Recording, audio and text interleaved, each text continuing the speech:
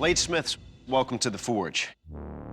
Today, you will be forging your blades with steel harvested from this hedgehog and combining it with the 1095 on your anvils to form your blades. Now, Bladesmiths, forging a blade in your signature style is quite an accomplishment. But since you're all vets, today we're giving you a chance to put your own unique spin on a familiar tool, the combat knife. That includes weapons as diverse as the Marine Corps' hefty and versatile K-bar and the Special Forces' lethal V-42 double-edged stiletto. Good luck. Your 3 hour starts now. 3 of us are Army, the other gentleman, Mike is Marine Corps veteran. We're all gonna pull for each other. But if I lose to Marine, I'll never forgive myself. I love the idea of doing a combat knife. Wow, this is sick. Watch your feet when that bad boy drops.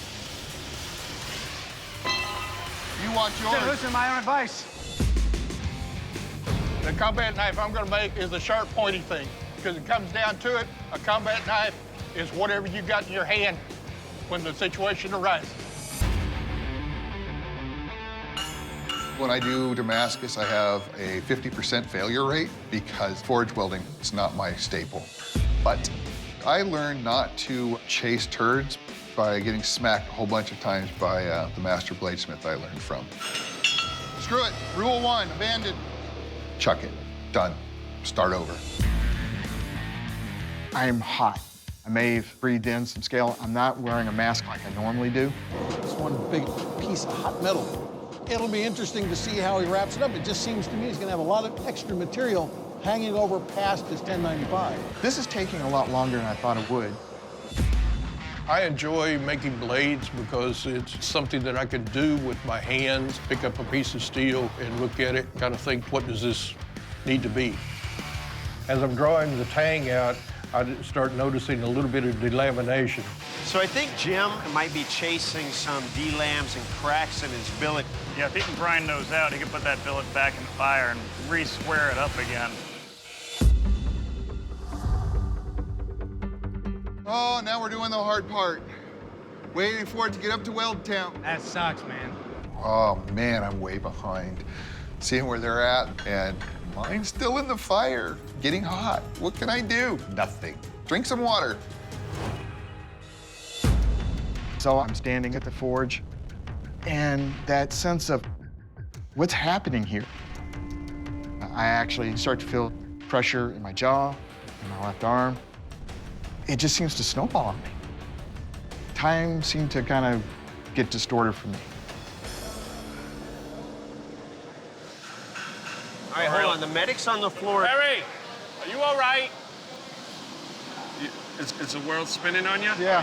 Harry's just locked up. Let's go behind you. Man. Going down, he's going down. Sit down, sit down, sit down. Harry, sit up. I want to get an ambulance. I'll tell you why. You're on my rules now. That's it. Here, I'm saying, get back on the floor. Here, I'm saying, no. If it's nothing, you go and you'll be fine. If it's something, they can at least correct the problem. All right?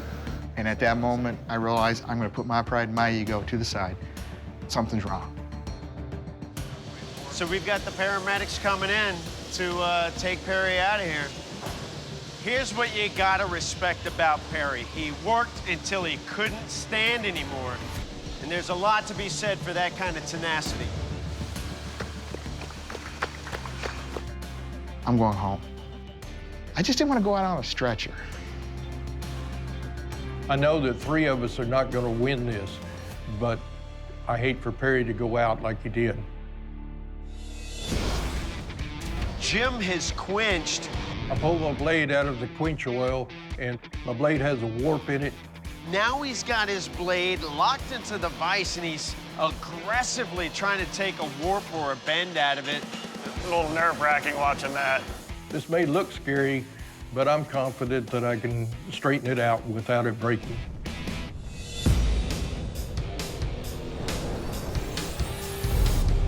John's in the quench.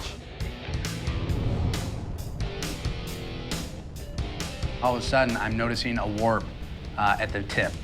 I can't get to the point where it's absolutely straight. Back to the grinder we go.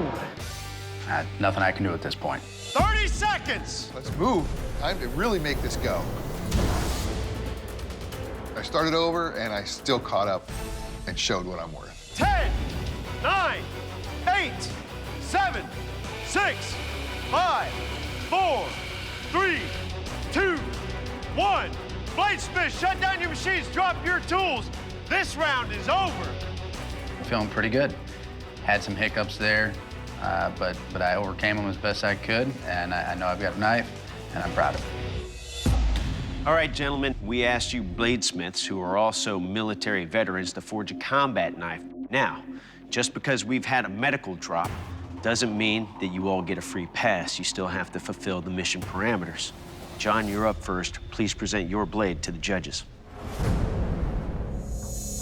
The steel looks good. I think the profile of your knife's really good looking. For a stab and a chop, having some mass behind that blade's gonna help, but love to see this lose some weight. Our only Marine. Mike, please present your blade to the judges. First up, good job knowing when to start over. This looks like a very nice slashing weapon. Thrusting-wise, with the trailing point over there, you have to adjust. So you want to be able to have a little bit more of an angle that comes to a point to where I don't have to adjust. All right, Jim, you're up. Please present your blade to the judges. Classic spear point. Great cutting, great thrusting design. Big concern for me is this seam going right down the middle of the spine of your knife, okay? Because you don't want anything opening up when you start doing that strength test. But I love the shape of it. Nice job. Thank you, sir. Even with Perry out, that doesn't necessarily mean that we all go through to the next phase. So I'm a little bit nervous. Okay, Bladesmiths, the judges have completed their deliberation and they've made a final decision. The judges agree that you all have passed parameters and you will be moving on to round 2. Congratulations. All right, Smiths, welcome to our strength test. The ammo can, stab, and chop. But what your blades do to the cans, I don't really care. I want to see what the cans are going to do to your blades. John, I know you're ready for this, right? Rock and roll. Let's do it. My heart is going 1,000 miles an hour right now. The only thing I'm really worried about is that guard. I didn't get as solid of a fit up as I wanted to. That guard was a little bit sloppy. Yeah, boy.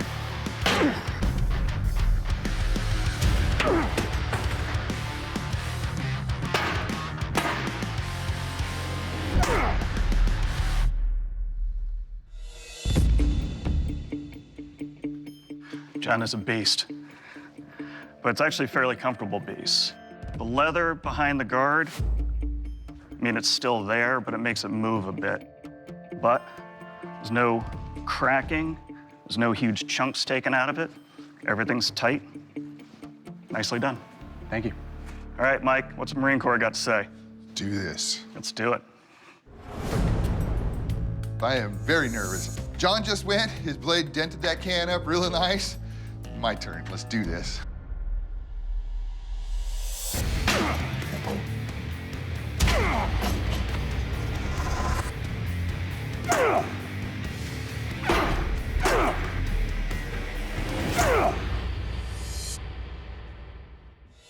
Yeah, boy. All right, Mike, some handle things. It's a very large handle. That being said, with this big chunk of brass on the back, I was able to generate a lot of force in that stab. The only problem is we did take a bit of your tip off in the stab. Except for a few little chips and a snap tip, you still got a good edge there. Good job. Thank you. You can breathe, my friend. Breathe now. You breathe now, yeah. Jim, I know you're ready. Always. I'm feeling pretty good about going into testing. My blade's something the size that I would have used in Vietnam.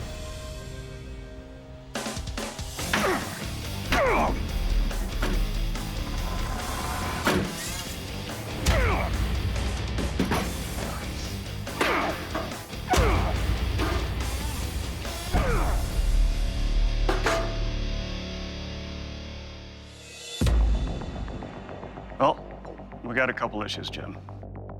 The big issue is your edge here. On those 3 chops, the can kind of won on that one. I think your edge got too thin when you were grinding, but otherwise, it's all tight, nothing blew apart. Nicely done. Thank you. Bladesmiths, this is the sharpness test, the resupply bundle slice. John, you're up first. You ready? Let's do it. Let's do this.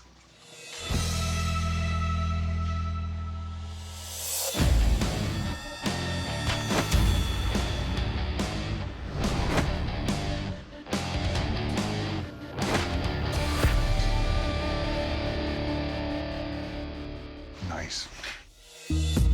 All right, John, it's a big blade, but it's evenly balanced all the way through. Overall, it will cut. Thank you, sir. That's what I wanted to hear. All right, Mike, you ready? Let's make this happen. Let's do this.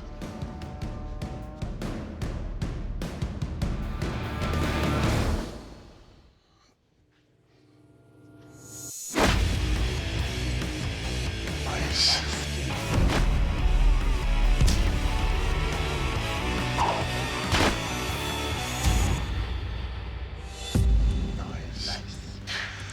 All right, let's talk about your blade. First up, I love the balance. It feels good. And as you can see, it cut easily. It will cut. Thank you. Good job. All right, Jim, your turn. You ready? Let's do it. Let's do this. During the ammo can chop, I lost several pieces of the blade. I'm really hoping that at least I can cut something.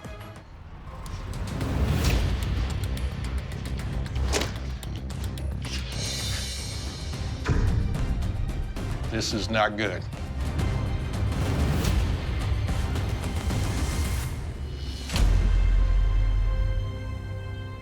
All right, Jim, let's talk about your blade. The handle itself feels good. Of all the blades, this is very light.